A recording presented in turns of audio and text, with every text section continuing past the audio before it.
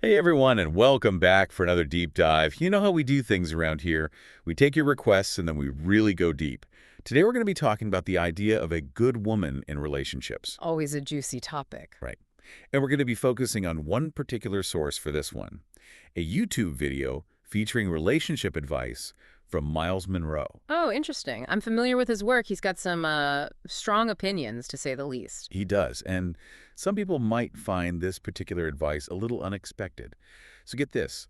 Monroe suggests that a key quality of a good woman is being a student of her partner. A student. That's a curious way to put it. What exactly does he mean by that? Well, he says that a good woman actively seeks to understand her husband's dreams, his visions, what he desires out of life, all of that. Okay, so it's about really getting to know your partner on a deep level, not just surface stuff. Right, like really digging in. He even encourages specific actions, like asking questions, really trying to uncover what your partner aspires to and getting a solid understanding of his long-term goals. I can see how that ties into the idea of active listening and being a supportive partner, but it does make you wonder about the power dynamics at play.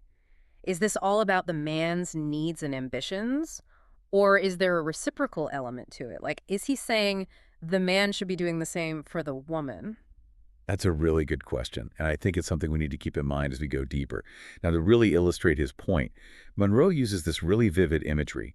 He says, and I'm quoting here, her goal is to study him. Mm-hmm. What do you want to do in the next 10 years? Sweetheart, what do you see us coming to in the next 20 years, honey? How do you see us developing in our children? What do you see Yeah. the future of our home is? Baby, can you tell me what do you see for the business? I have any items?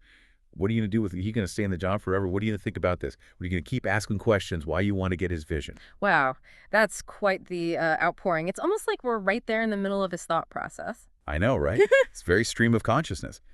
But it does reveal a lot about the framework he's working with. The language he uses is so interesting, like study, developing, business. It paints a very specific picture, doesn't it? It does. I mean, it seems to lean towards a more traditional view of relationships, where the man is the one with the grand vision, and the woman is there to support him in achieving it. That's a good point. And, this brings up another question. Who is this advice really for? Is it meant to be universal? Or is it speaking to a particular demographic or cultural context? Yeah, that's something to consider. Now, Monroe goes on to tie this whole studying thing to a woman's ability to help her partner fulfill his assignment in life. Ah, yes, the assignment. And that's a loaded term, right? On the one hand, it speaks to this idea of purpose, which is something I think we all crave. We want to feel like our lives have meaning and that we're contributing to something bigger than ourselves. So in that sense, I can see how supporting your partner's assignment could be fulfilling. But on the other hand, it does raise some tricky questions. Like, who gets to decide what that assignment is? Is it solely the man's prerogative? And what about the woman's own sense of purpose? Where does that fit in? Exactly. It's like, are we talking about a shared purpose within the relationship, or is it more about each individual pursuing their own thing? And how does that all work in practice? Too many questions. Yeah. And here's where things get even more interesting. Monroe emphasizes that this approach should apply even if the husband isn't what you might consider ideal. Oh, wow. Okay, now that's really something to unpack. It's like, on one level, it's admirable to support your partner through thick and thin, right? Yeah. To be there for them even when they're not at their best. Right, to help them grow and become the best version of themselves. Exactly. But it also makes you wonder about boundaries and self-respect. Is he suggesting that women should constantly strive to understand and support their partners regardless of their flaws or even potential harmful behaviors? Yeah, it's a fine line, isn't it? And it brings up all these questions about expectations in a relationship, what's reasonable to expect from your partner, and what are your own needs and limits. Absolutely.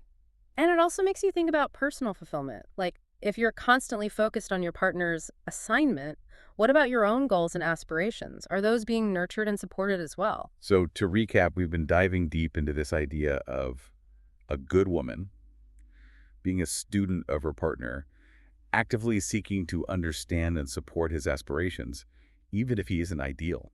And as we wrap things up, I think it's important to bring it back to you, the listener. How does this perspective resonate with your own beliefs about relationships? Do you see value in this idea of studying your partner, or does it raise red flags for you? Yeah, and what are your thoughts on the power dynamics at play? Does this approach feel empowering to you, or does it potentially lead to imbalances and a lack of individual autonomy? Ultimately, it's about what works for you and your partner.